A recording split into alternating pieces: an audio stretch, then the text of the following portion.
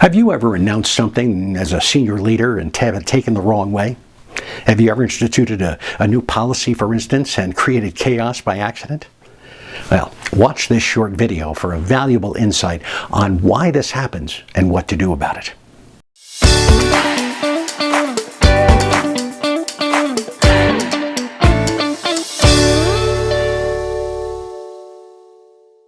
I'm Bob Wendover. Are your employees filling the void? This is one of the questions I ask leaders as I assess the decision culture around them.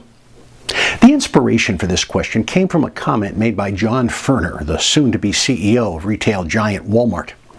When asked what advice he had received from the mentors he had worked with, he mentioned that one insight stood out. Frank Blake, former chairman and CEO of Home Depot, had told him that if a leader doesn't directly share thoughts with rank-and-file workers, they will, as he put it, fill in the void, and you won't like what they fill it in with. Consider how your communication is perceived as a leader. If I were on the front line listening to what you had to say, what would I think? Suppose you make a big announcement about the direction of the company. What's the first question that will come to my mind when I hear what you have to say? How will this affect me? Now, we've all listened to leaders who draw grand visions, right? And make grand pronouncements or use carefully nuanced euphemisms to explain major changes.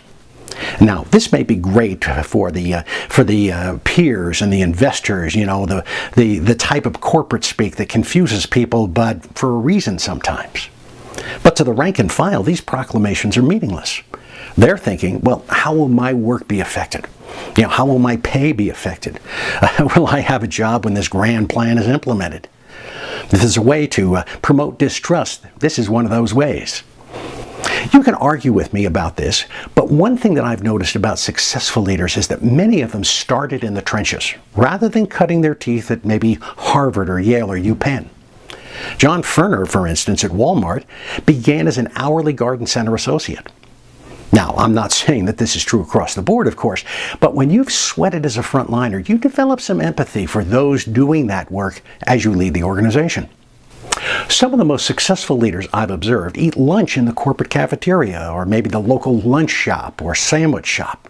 They wander the halls, popping in on people to ask questions. They show up on the factory floor. They show their human side and are comfortable chatting with the guy assembling the product or maybe loading the trucks.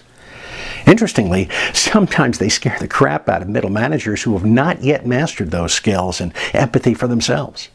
But that's a topic for another post, isn't it? These leaders are careful to bring this empathy and understanding to the announcements and other communications needing to be delivered organization-wide. Now, that doesn't mean that they dumb down what they need to say. Rather, they speak plainly to everyone and take the time to provide the details that satisfy the curiosity and maybe assuage the worries of individual contributors. Is this a tough thing to do sometimes? Yeah, you bet, especially around decisions that involve employment. After all, how employees feel about corporate changes or even departures impact everything from customer service to productivity to corporate reputation. What secrets do you use to ensure you're communicating clearly with the rank and file? Share them in the comments below, and remember to subscribe to this channel so you'll be notified of more practical ideas just like this one. I'm Bob Wendover.